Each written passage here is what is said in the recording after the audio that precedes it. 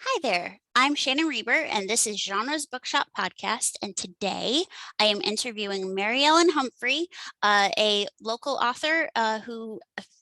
How many books do you have in the shop, Mary Ellen? I do 8 or 10 at least, I think. Okay, well, she has 8 or 10 books in my shop, and I'm actually here to talk to her about her book Faith, which I started reading. Um, a couple weeks back, but I had a lot going on and I didn't get to finish it. So sorry. Okay, I that's intended okay. to, though. Well, I appreciate you reading it. Okay, so you did tell me before how this story got started, Well, but I think I wanted to write a book because I wanted to write this book okay, right here, okay, but I didn't have the skill or the confidence to do that. okay. So I wrote, I think, 4 other books first. But I think Oh, that this book is 4 or 5. So I think this book is probably my most significant from the standpoint of the impact it has on readers mhm, and the importance of the book. And I don't say that out of ego. It's a story that's born from actual experiences. It's written as a novel. I struggled for a long time do I write a memoir? Do I write, some kind of documentary about this group? What do I do? And I ended up writing it as a fictional novel because I was able to bring composite characters in and not have like 200 people, which is hard to do with a book, and also to make it more generic. So there are right, lots of organizations very similar to this one, and people can read this and see their own experiences in it. right, And so what exactly. yeah, so what makes me really happy about this book is that the response I get from readers who have read it. I Right. put it out there a couple of times on websites for former members of this particular group. And I should start off by saying this book is about 3 young girls who get caught up in a fundamentalist kind of church that turns out to be a cult in every sense of the word. But of course, you don't wake up one morning and say, I think I'll join a cult today. You kind of get sucked in, and Right, it's very seductive, very deceitful. It's a bait and switch. There's all kinds of dynamics that go on. And right. for these 3 young girls, they each have a story. One of them is from a very dysfunctional home. Well, they all are really, but Yeah, yeah. one is she has an alcoholic grandmother living in her house, causing all kinds of problems. Another one has been raised in this group, and so she's very isolated. The character named Faith. So these 3 girls become best friends, and this is really based on a true story. An interesting fact I can tell you is about 10 years ago.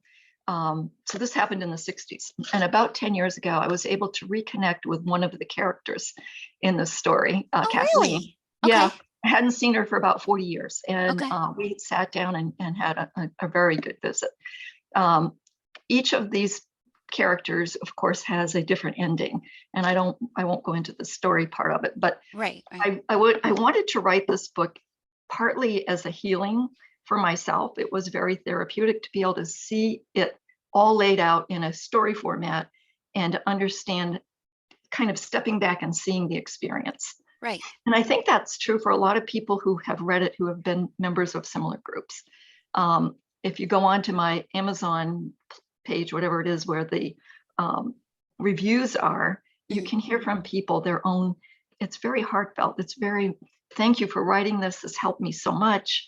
If you have Oh, if you have a person you've known that sort of got off in the boonies with some kind of a church or something, the book is good to help you understand how that happens.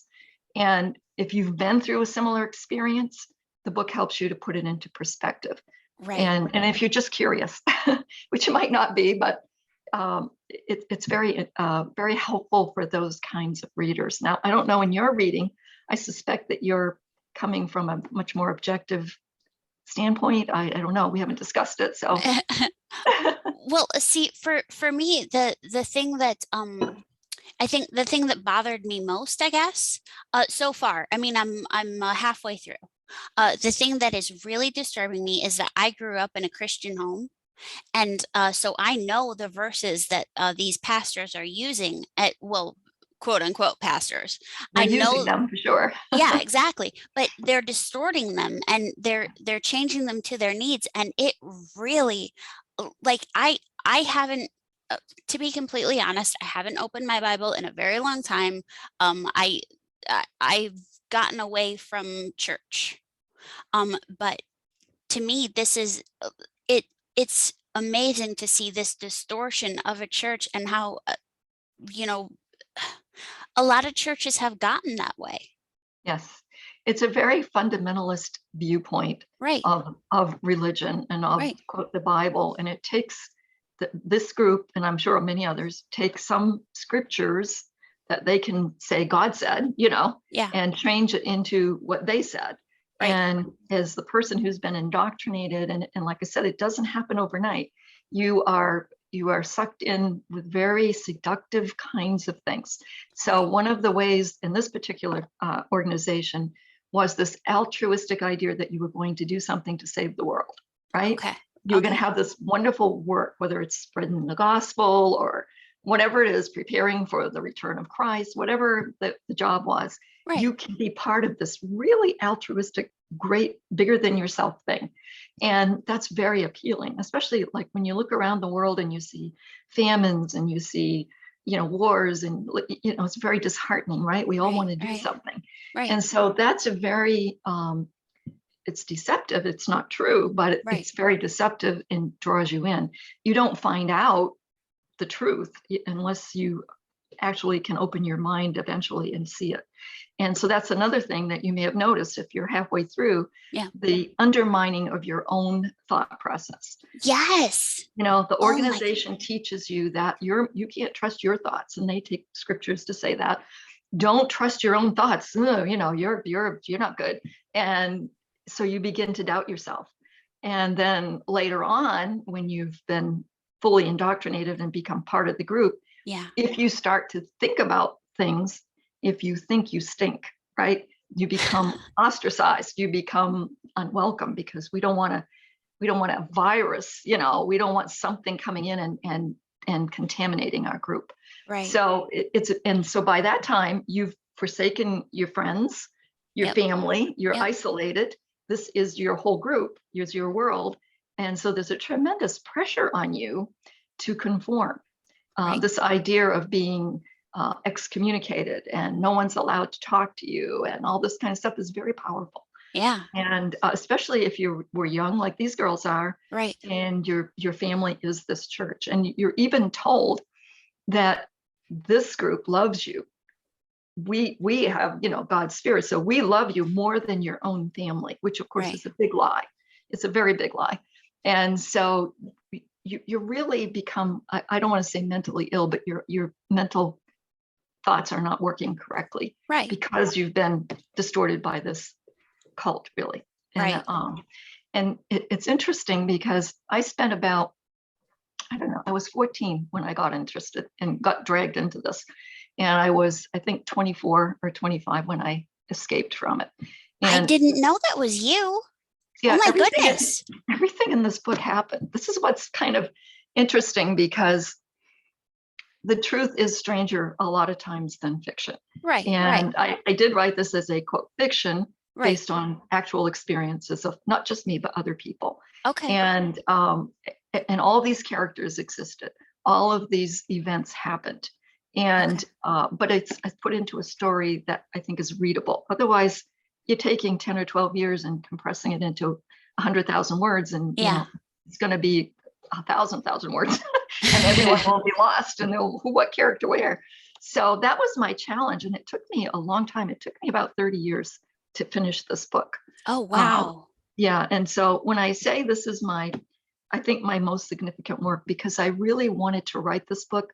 I wrote other books. I took courses on writing. I got my master's in writing. I did all these things to feel adequate to tell the story. And I don't know that I am, but I did the best I could Yeah, with yeah. as much effort as I could put into it. Right. Um, and so my hope is that people who read this understand better what Yeah. happens to people.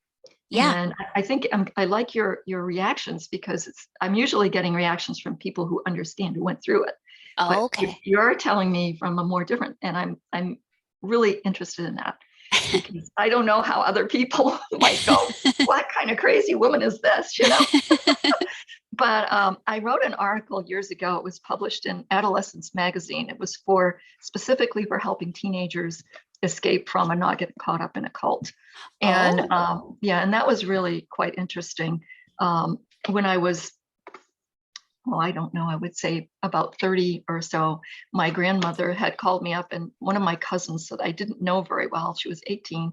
She had just graduated from high school, and she had moved someplace away from home, and she was getting drawn into a cult. And it was one everybody would Oh. recognize, like, I don't know, the Hare Krishners or something, you know, a Okay. real cult. Okay. And she called me up and she said, can you call her and talk to her? Because, you know, maybe you can help her. She won't listen to any of us. And I said, well, first of all, she doesn't know me. And secondly, I don't know if she's already in it, if I can be much help. But anyway, she begged me to help her mother and Okay. father. So I called her up, and her name was Roxanne. And I said, Roxanne, I'm, you know, your cousin, Mary Ellen. Oh, hi. You know, right away, there's this suspicion, you know, because Right. you're Right. not one of them. You're, you know.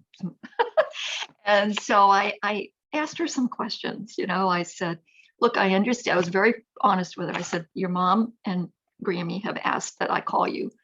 You understand they're worried about you because they've heard that you're, you know, involved in this group, and they don't know much about it. And so I was wondering, would you mind if we just discuss it a little bit? And so I took the approach of being really honest, so she knew where I was coming from. Right. And she said, okay, but she was, you know, okay.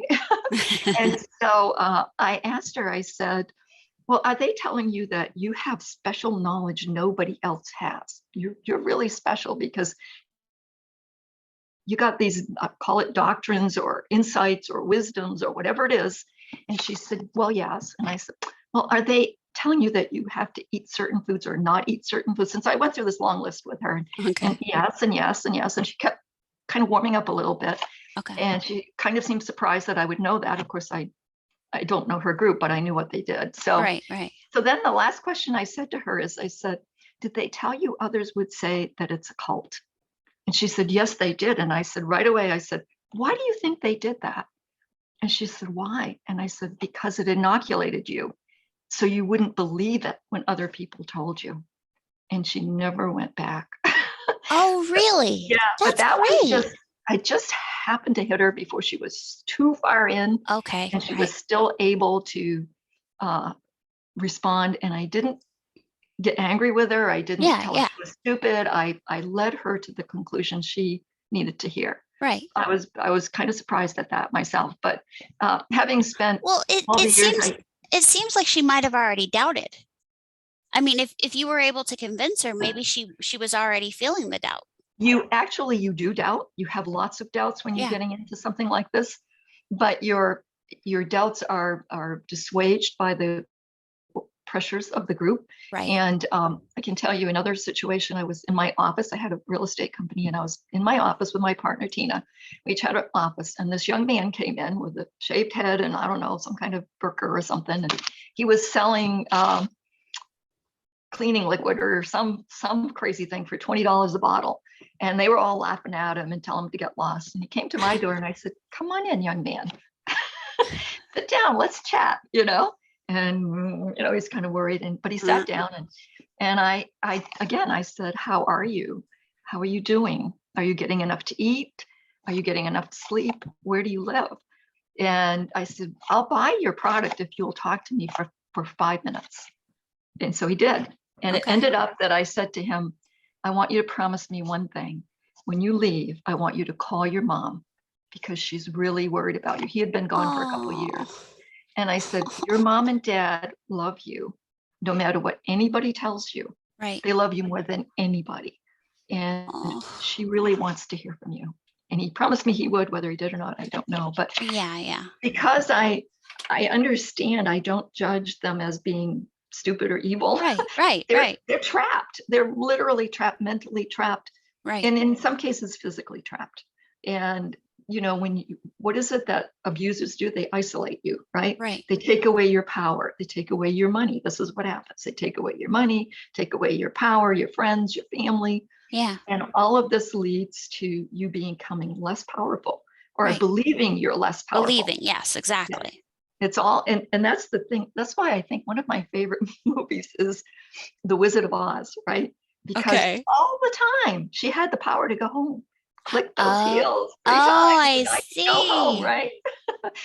Well, all the time you have the power. You can leave anytime, but you don't know it. And if you Oh, don't okay. know it, you might as well not have it, right? Right, right. So anyway, Oh.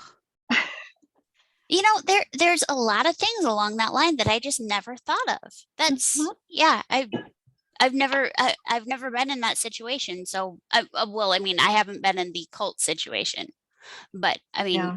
it makes a lot of sense. And yeah, Well, that's I think if I were to, everybody's free to believe whatever they want. I'm right, not telling exactly. anybody what to believe, Right, but any organization that starts to tell you decisions you should make for yourself, for example, where to work, who to marry, how many kids to have, yep, uh, intimate things like, how do you interact with your friends and family, telling you can't talk to, your own relatives because of right, anything that it is should be your decision, yep, then question right. that authority because they don't have any authority. This guy he made himself the apostle.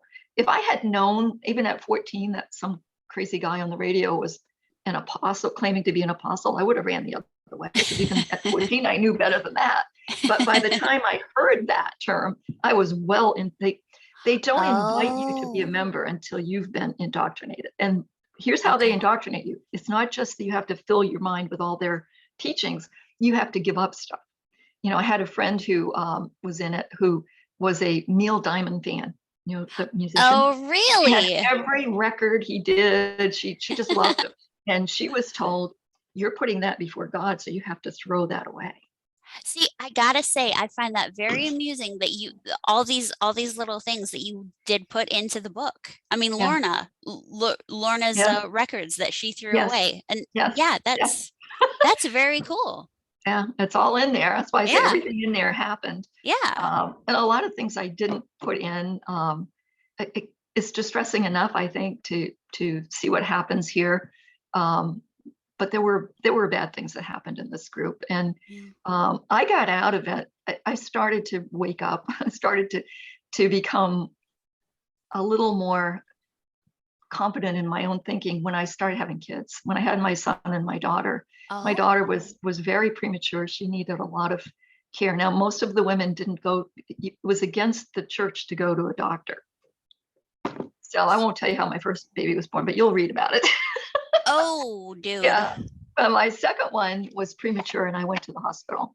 Okay, And I was able at that point to see with my own eyes right, how much the doctors cared, how much the nurses cared. right, And when they started to say, you need to immunize your children, I began to say, that makes sense. I looked into it. yeah, The church was against it.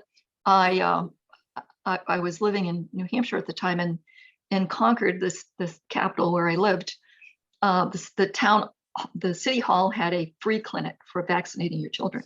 okay, And after talking with my doctor for my daughter, I talked to my husband at the time, and I said, I think we should get them immunized, which was totally against the church. So just doing that was a step outside. yeah, That was yeah, the beginning of waking up and becoming independent again. But anyway, I made that decision. That was one of the first small decisions I made. okay. And I went to this clinic, and one of the ladies in the church who lived near the building saw me go in with my baby carriage and the kids. Oh, So she turned me in. okay. Oh, She turned me in, you're and I such think a rebel. I Good was a job. rebel. I was a Oh, rebel. I found myself able to find strength when I was doing it for others. I couldn't find okay, strength yeah, for myself, which is unfortunate, but yeah, for my children, for my right, friends, for other people, I was able to stand up and say, wait, wait, wait, wait. I could stand up to anybody who right. was a threat, Right. And so anyway, there was a blistering sermon that week about the evils of vaccinating your children. And the irony is that I knew who they were talking about because, Yeah. right. Huh. So after the service, I went over, I was sitting close to the wife of the minister, and I looked her right in the eye and I said, I don't care. I did the right thing. And Go you. And you know what she said to me? What? She said, we don't tell everybody, but we had our children vaccinated too. Oh, So okay that was another piece of my crumbling, belief Right. of the system was, Right. what a hypocrite. You're standing up here telling these people, and there were people in the church whose children had whooping cough and diseases that they should have had vaccinations against, and were Dude, very sick. that is And really scary. here was the minister Right. teaching them that, who behind the scenes was getting his children vaccinated. So Wow. yeah, so it's a book that is dear to my heart. I read it Yeah. every once in a while because Yeah. it really touches me, and I always cry at the end. Yeah. I'll let you get there if you ever get a chance, and you can tell me whether you do or not, because I find the ending very profound. In fact, I thought at the time the last chapter of the book is another book, but I just don't have the I don't think I have the emotional energy to write it. I may Okay. someday, so I sort of summarized it into one chapter. Okay. And it's necessary to the conclusion of this book. But I think it would also be a helpful book, because once you get out of a cult or religion like this, then what? Then what? What now? Right. Yeah. Good point. And you really flounder for a while.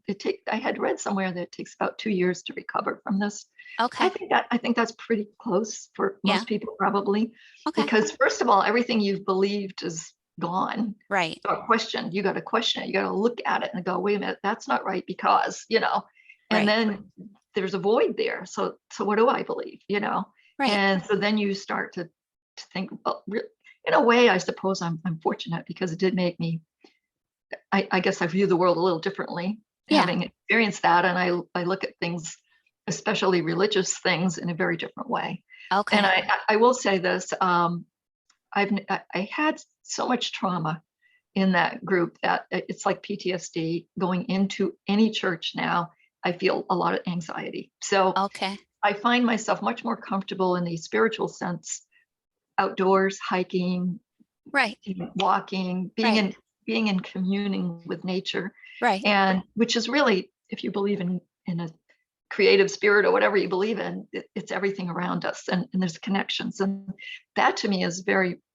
very great gift that I might not have had. I don't know that, but I might not have had that if I didn't experience this. I see. Gotcha. It's kind of interesting, but anyway. Yeah, it is. Very. Yeah.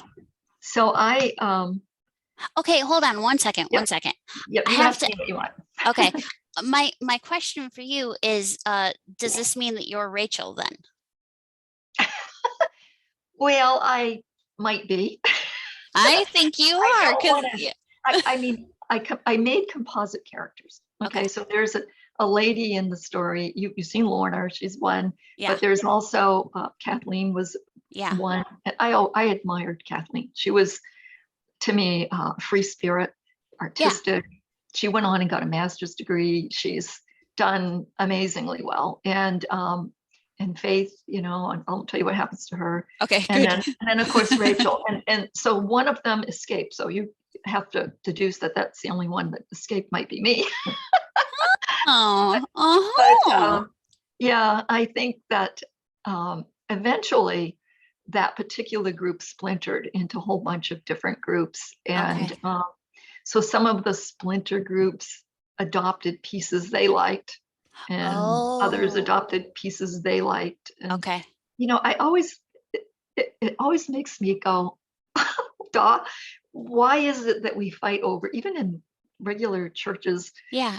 We're more right than this one. We're more right than this one, as if God cares, right? As if that, whether you eat fish or you don't eat fish or clams or whatever it is. If they have cloven hooves. Yeah. Yeah. I mean, what does that really matter? Is there a mad God up here that's looking at you and saying, oh, I'm going to find something wrong? I mean, it just, The whole Yeah, your menu yeah, is going to keep you out of heaven. yeah. I mean, none of us are going to make it because we all didn't do something that they said we should do. So uh, I find that part humorous and sad because we're as a human race, we're all one. We're a family, and we need to support and love everyone, no okay. matter what. And I see immigrants in the South who are fleeing horrors, and I see immigrants from war zones fleeing horrors. They're all the same. We should be not only welcoming them, but incorporating them into our country as part of our gross national product. As these are talented, energetic people who want to make a life. And sometimes religion, and especially I'm saying this from the standpoint of the cult. I want to Right. share this with you because this, I think it might be in the book, but if it isn't, it's a profound experience. Okay. So when you're in a cult, you don't see other people the same as you. Right. It's really weird. You start to see others. They're others. They're not quite as human as I am. They're not quite as special as I am. They're not quite as, Oh. God doesn't think of them the same way God thinks of me, right? Because I'm Oh. special, right? It's Okay. really weird. It's a really weird thing. And then when I got out of it, I remember going to a department store in downtown Concord. I went into the store and I'm standing in line and I'm looking around the store. It was very busy, all these people. Yeah. For the first time in at least 10 years, I saw people. It was like Okay. scales were falling. And that behind that screen, was it a Mhm. Oz? Behind that screen was real people. And it hit me that they weren't any different than I am, and I wasn't any different than they were. That's amazing. Yeah, it was a remarkable experience. One of those things that stays with you, Right. like that moment was so profound. And Right. I felt just full of this, I don't know what I'd call it, but warmth, like, That's awesome. yeah. And so when I'm saying is in regards to religion has torn us apart, right? I don't know, all these different religions, look at the wars over it. It's Yeah. crazy. Yeah. Yeah. We Very are true. all we're all God's children. We're all part of creation, right? Very true. That's the way I feel anyway. Yeah. So Yeah. yeah. So I share that. I can't tell you everything that's in the book anymore because it's been so long since I read it. But in reading it, I hope you can kind of appreciate where as the author, where it was coming from and what I was trying to do is to Definitely. help Yes. people experience. That's what books do. We get Yeah. to experience things we might never ever do, right? Somebody hiked Mount Kilimanjaro. Well, I'm never going to do that, but I can read about it and experience it, right? See, I'm never going to. that's something that I do love about books, but the other part is, the other people who have been in situations like you were, who suddenly don't feel so alone. And Right, like right. you were saying before, I mean, thank you for writing this book because it helped me realize. So Mhm. I mean, there's two totally separate ends of the scale, but it really both are very profound. I agree. And there's been a number of books. One recent, a very popular book was called Educated. I don't know if you've read it, but it Mm-mm. was a woman's memoir about her experience growing up in a small fundamentalist kind of cult, family oriented thing, Okay. and how she got away and how her parents and everybody ostracized her. And I Okay. read it. I totally understood it from, but I'm sure her book did the same thing. I'm sure it helped Right. other people who had gone through similar things in different degrees. It Yeah. doesn't have to be extreme like this one was, but Right. um, and I will say with this group was very large. It was all over the United States. They had branches in England and in Australia. So they had Wow. at one time, I want to say about 200,000 members. So it was a really big, for a cult, it was a pretty big one. I And just out of curiosity, am I allowed to know what the cult was? yeah, sure. I'm happy to tell you. I Okay. don't name it specifically in here because I wanted it to be generic, but Yeah. it was founded by Herbert W. Armstrong Okay. out in California back in Okay. the early 30s, probably. He was a traveling salesman, fuller brush salesman who was struggling during the Depression, and his wife, Loma, was a devout, I want to say Seventh-day Adventist or something. She believed in the seventh Saturday Sabbath, and she believed in tithing, and she was all very devout about it. And he Okay. observed her and her co-friends, and he kind of conglomerated all of these beliefs together into a church. And every time he found something new he liked, he'd say God gave him new insights and new truths, and so everything had to come through him, the apostle. And he was brilliant as far as marketing religion. He was one of the first radio televangelists, and then later TV televangelists. And his son Garnet had joined him. Okay. And there were some branches. I know people in other areas of the country who had less severe experiences Okay. than ours did, but they were all the same mentality. You think you stink, and we have to give till it hurts. All the 3 tithes, 8 offerings, borrow money, whatever it is to. Okay. Yeah. Wow. Yeah. So, but it split up after Herbert died. It went into some different kind of sects, and I don't know what's happened to it since then.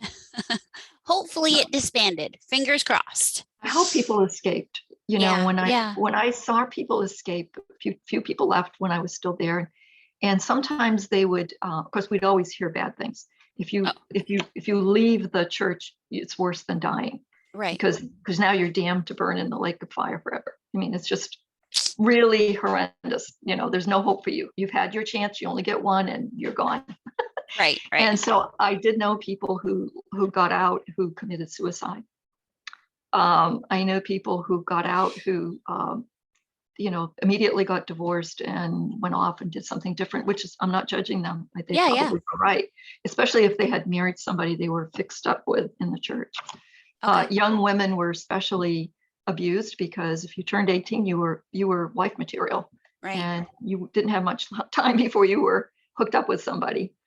Might not be somebody you liked either. Right. So it was That at the point that I'm at, I'm so worried about Rachel, because I have a feeling I know why Malcolm has stepped away from her, and I'm worried that the other guy is the older guy is the reason for that, and that she's going to be forced into marrying him, and I'm freaking out a little bit, and I know that's can my own understand past how you issues. feel. Yes. Oh. Yeah, that was they all wanted the young virgin, and and the other That makes side me of that puke a little is, bit. it does, and the other side of it is, because they didn't have medical care, oftentimes it was women who died because breast cancer, colon cancer, Right. uterine cancer, whatever the cancer was, if you got it, you died. And I remember many cases, but there was this one case where the woman, her name was Pat, she had adopted a child and had an older child, and she and her husband, and she got cancer that was treatable, but she was going to have faith, and she died. And it wasn't 6 weeks after she died that her husband remarried a young woman from the church. Oh my gosh, that's so Yeah, disturbing. it is very disturbing. You were dispensable. You were not of much value at all as a That is woman. oh my gosh. Yeah. So Oh, yeah, it's gross. that's why I say I don't put every single thing in the book, Yeah. because some of it is really, it is very disturbing. What's in Yeah. here is disturbing enough, but I left out some things that were too hard even for me to rehash. And yeah, so there was incidences of child abuse and stuff that were not Yeah. reported, and it was all about money. It was all about exploitation, but you don't know that. You think you're doing God's work. That's why Right. it's so subtle and so seductive, and then you're trapped. But I think you'll feel at the end that there's some validation here Oh, with the. good. I hope so. I'm hoping the story leaves you with a sense of feeling good about it. Okay. Yeah, because Well, I say I cry at the end, but it's because I'm happy. I get it. I understand. I'm so happy. I cried. I'm so happy that I'm sobbing my eyes out. Rachel has to go through quite a few things, and Right. in the end, one of the things is her family. She misses her family terribly, and so, but you will see. I won't ruin the story for you. Okay. Unless it's already ruined. No, it's not. The part where her Rachel's mom was excommunicated from the church, and she was told that she wasn't allowed to even see her brother, and then her Yeah. brother comes to the door, Yeah. and I'm not a person who cries, like, I mean, not frequently at all. It's like maybe once a year, possibly once every 2 years that I cry. Mhm. I was very close to crying Yeah. when she's watching him out the window. Like, oh, that's just it's heartbreaking It because is you know that he heartbreaking. was there because he needed help. He Yes, needed his sister, and he definitely did. Yes, oh, you're right. so That was sad. horrible. It was a Yeah, horrible thing. Yeah. so sad. And that's the power that these groups can get over you. And Yeah, when you're so far gone that you're afraid to do anything because you think God will condemn you for it, right, and it's only some man who's claiming it, right. you know, it makes me angry now. But at the time, Yeah, I just didn't know what to do. And yeah, that was my brother, my mother. Yeah. I Um, wondered. yeah. That was actually why I wondered if you were Rachel, Yeah. because of the mother Yeah. issue. Yeah. Yeah. We've talked about it. My brother and I have talked about that quite a bit, and other things. And everybody that leaves this organization or any group like this has a lot of regret, Yeah, because you look back and you think, why did I do such a terrible thing? And we all did terrible things. But I have to tell you that we thought we had to. We thought we right, had right, no exactly. choice. We Right, thought, the minister speaks for God. right. If you don't do what he says, you're disobeying God. And you're told stupid things like, well, Abraham was going to sacrifice his son. The least you can do is, not talk to your brother. And you're so, and it was always a test. It was always a test. So people were very competitive about proving um, their faith and their loyalty. Okay, And okay. you'll read about this at the end. But one of the things that helped me to escape, there were several things that happened. I told you about my daughter being born and Yeah, needing medical care, yeah. and not too long after that, 60 Minutes did an expose on this group, Oh, and we were told, really? yeah, we weren't supposed to watch it, but we did. We watched it. In fact, Oh, we good. watched it because somebody out there that we knew, who was at headquarters, called us and told us to watch it. And Oh, he had the actual original taping, the video, because oh, somebody hid a microphone underneath the chair or something. I don't know. It was very weird, but anyway, he had the whole interview, 2-hour interview, and wow. he sent us that, my husband and Okay, I. So okay, we listened to that, and our eyes were really opened. okay. And so shortly after, right around the same time, if you remember Jonestown in Guyana, where Jim Jones Oh, told oh, 800 and some people to drink purple Kool-Aid, right, and yeah. they all died. Well, one of the things I don't know if you got to it yet, but it's teaching people that we're going to flee to this place of safety during the Great Tribulation, Yes, and yes. we're going to live in the wilderness and all this stuff. So when that happened, now layering it up with all these things prior to this, when that happened, I was watching the news, and I remember saying to my husband, that could be us. We would Yeah, do that. If Herbert right. Armstrong said, you're going to drink purple Kool-Aid because God told me to tell you that, wouldn't we do it? I said, would we do it? I mean, I didn't think I would at that point, but Yeah. knowing how everybody thought. So that was the last time I attended a service. I Oh, went to wow. all of my friends. I went to the young couples with children.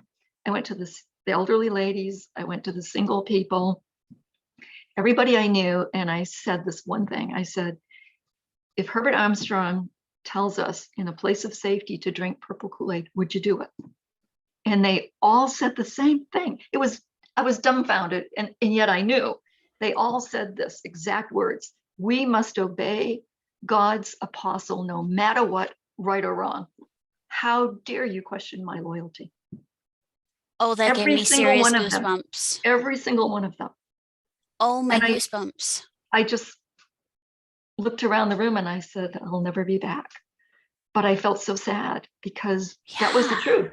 That was the truth. Wow. They were so scared because I dared to say it out loud, Right. and they had to affirm we must obey no matter what, right or Right. wrong, right? And so I don't know if any of them ever thought about it. Sometimes you can plant a little seed, but my guess is they all went into fasting and praying, and I was the devil trying to destroy the church or whatever. Who knows? I don't know, because things were said about me when I left. But Oh, of course. that was my last experience with the church in a church service. And after that, That's amazing. yeah, I left. Yeah. It's Uh, it's so strange that such a horrible tragedy, you know, had to happen. Well, I'm not saying you did anything wrong, but like right. such a horrible tragedy and so many people died, and people don't see that as eye-opening. I They know. just they look over it and decide that God must have said that that's, or that they, Yeah. yes, they would do it too because Yeah. this is God's apostle. Yeah. It's so I know. it's amazing how brainwashed Yeah. people can That's the become. depth. That's the depth of it, though. Yeah. Had that organization been in the wilderness and it had been their apostle, they would have done the same thing. And I when I saw it, I knew it. I just knew it. But I had to ask everyone, Right. because it kind of needed to confirm it, Right. but also kind of hoping they might think about it too. Yeah. Because I love these people. These were Yeah. my family. Right. These were for 10 or 10 12 years. years. Yeah. Those Yeah. were my family. I had nobody else. And, you know, uh, it was very sad. It But really I was is. very glad to be free of it, obviously. It took Yeah. time. Even after I got out of it, it took time. Yeah. But I never looked back. I never, some people have left. I told you there's some that commit suicide, there's some Right. that go crazy, there's some that, Yeah. and some people hang on to parts of it as if, Right. well, if I don't eat unclean meat, I'm okay. If I observe the Oh, Saturday Sabbath, I'm okay. okay. They can't. It's almost like a superstition. It's like if I knock 3 times, I'm going to be safe, right? It's like obsessive compulsive. If I just hang on to this, if I don't eat pork, I remember this one person who, I'll never eat pork because God, that would be bad. Everything else was okay but pork. And I knew some of the things he was eating had pork in it. And I was like, should I tell him or not? Nobody told him that bacon was pork. Yeah, I don't know. Pretty sure that sausage has pork in it. And, yeah, so there is a lot of I'm not a psychiatrist, but I'm thinking that there's probably a lot of disorders like Right. OCD, for Right. example. Right. And if they didn't have it before, they probably have it after. Right. That Because makes perfect sense. yeah, yeah, You're getting when you that kind of group does seem to attract a certain type of person, but it yeah, seems to be two types of people: the people who the people who believe they are right and they have to be obeyed, and then the people who need to be told what to do, basically. yeah. They had a college, the Ambassador College, where they trained their ministry. Okay. And gullible us, we all thought they were looking for the cream of the crop, the really good people. But what Right. they were really looking for were the people who would enforce what they were doing. And Right. so they were not scrupulous Okay. pastors. They were masters of exploitation. Yeah. And Yeah, exactly. a lot of people don't see that. Even to this day, a lot of people will look back on their experience and they'll think, well, the ministers were sincere. And I'm not saying there weren't some, maybe some were, but from my perspective and looking over what I saw and the behavior I saw, they were like the vaccination thing. They knew exactly what they were doing, and they were exploiting the local members as well as the headquarters exploiting them. So Okay. I have my doubts that very many of them were really sincere. I think they were trained on how to do it. Right. Herbert he was an expert. That was his talent. He was a salesman. He wrote, he did a lot of the things that you've learned today in marketing, how to Okay. use capital letters to this stuff. And his Oh. letters he sent out, his coworker letters were very formatted, similar to what you would see today in fundraising letters. He Oh, was the okay. precursor to all that. And he was a genius in that. I'll give him Okay. that. Evil genius, but but nonetheless very brilliant.